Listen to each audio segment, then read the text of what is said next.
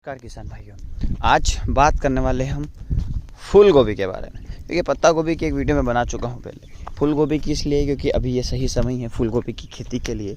तो चलिए आपसे बात करेंगे हम फूल गोभी के बारे में, इसको कैसे लगाना है और जलवायु कैसे होनी चाहिए, उन्नत किस्में क्या होगी और स्प्रे के बारे में। क्योंकि गोभी में स्प्रे का शेड्यूल बहुत ज़रूरी है, क्योंकि इतनी ज़्यादा बीमारियां गोभी में होती है जितनी किसी भी कोई भी फसल में नहीं होती। अगर उसका आप रख रखाव ना करो, गोभी में स्प्रे समय समय पे ना हो, तो हमारी जो फसल रहती है वो बर्बाद होने में आती है। तो चलिए शुरू करते हैं।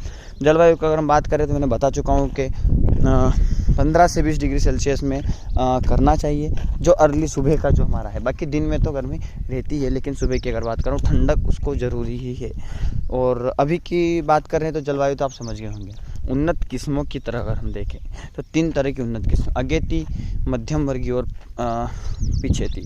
तो हम जैसी चाहे वैसी यहाँ पर ले सकते हैं, या फिर आपके इलाके में, आपके एरिया में जो अच्छी उत्पादन देने वाली फसल है आप उसका उपयोग कर सकते हैं। अगेती की बात करें तो अर्ली कुंवारी हो गई, पूसा कतिकी हो गई, पूसा दीपाली हो गई।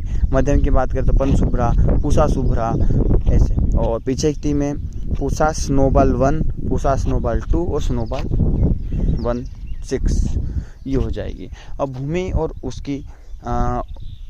उसकी तैयारी की अगर हम बात करें तो भूमि और तैयारी सभी को पता रहती है कि गहरी जुताई करवाना है, लेकिन एक बात का विशेष ध्यान रखना है कि उसमें गोबर की खाद डालना नहीं भूलना है। क्योंकि जो हमारी भूमि रहती है उसकी उर्वरक क्षमता जब तक नहीं बढ़ेगी तब तक हमें यहाँ पर उत्पादन अच्छे से देखने को नहीं मिलेगा।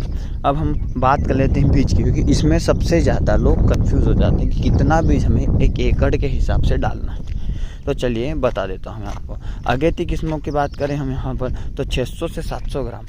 मध्यम और पिछली किस्म की बात करें तो 350 से 400, क्योंकि वो धीरे धीरे उग जाते हैं। और अगेती वालों की जो अगर एक बार बीज की जो उगने की क्षमता ख़त्म हो गई तो फिर वो नहीं उग पाते, इसलिए उसमें ज़्यादा हमें यहाँ पर डालना पड़ता है। अब अगेती फूल गोभी जो है उसमें पौधों की वृद्धि अधिक नहीं होती है। इसका रोपण क्या करना पड़ता है हमें यहाँ पर 40 सेंटीमीटर मतलब कि पास करना पड़ता है, इसलिए उसमें हमें यहाँ पर ज़्यादा बीज की आवश्यकता पड़ती है।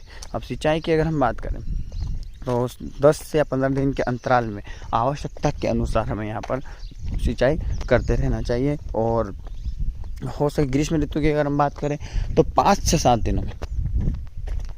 अभी की बात करेंगे तो 5 से 7 दिन। सितंबर वाली बात में हम यहाँ पर 10 से 15 दिन मान लो। मेन चीज़ आते हैं यहाँ पर खरपतवार नियंत्रण, क्योंकि इनकी हाइट ज़्यादा बढ़ती नहीं है, तो खरपतवार का नियंत्रण भी यहाँ पर बेहद जरूरी रहता है।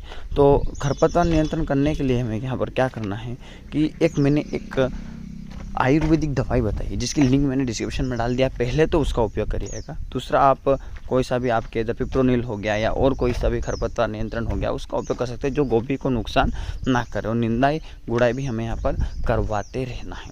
अब हम सूक्ष्म तत्वों के महत्व के बारे में जानते हैं। सूक्ष्म तत्व जैसे हमारा हो गया यहाँ पर बोरान, उसके बाद एक मोल्बिडेनम, ये भी अब अलग से मिलने लग गया है। एक सूक्ष्म तत्व होता है जो फूल गोभी के रंग को हरे करने का काम है।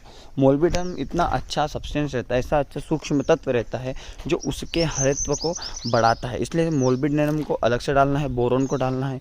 और प्रमुख ये तो हो जाएगा हमारे यहाँ पर कि कैसे उसे बढ़ाना है। अब हम आगे बढ़ेंगे प्रमुख कीड़े और उसकी रोकथाम के लिए।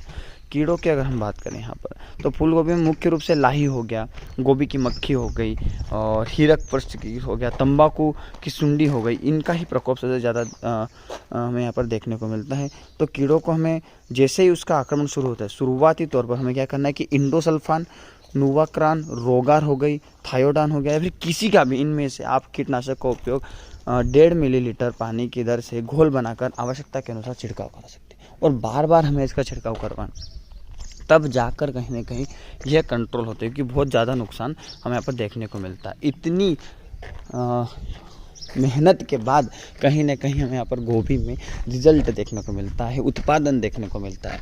तो गोभी की खेती तो बहुत बढ़िया है, इस बार भाव भी बहुत अच्छा रहने वाला है, लेकिन अगर हमें उसका उत्पादन भी व्यवस्थित चाहिए तो इन चीज़ों का विशेष ध्यान जो रखें कि खरपतवार नियंत्रण और कीट नियंत्रण, इन दोनों का नियंत्रण हमें करना बेहद ज़्यादा ज़रूरी है। तो आज की वीडियो में इतना है। तो अगर आपको और गोभी से रिलेटेड कोई जानकारी चाहिए तो मुझे कमेंट बॉक्स में आप ज़रूर बताएं।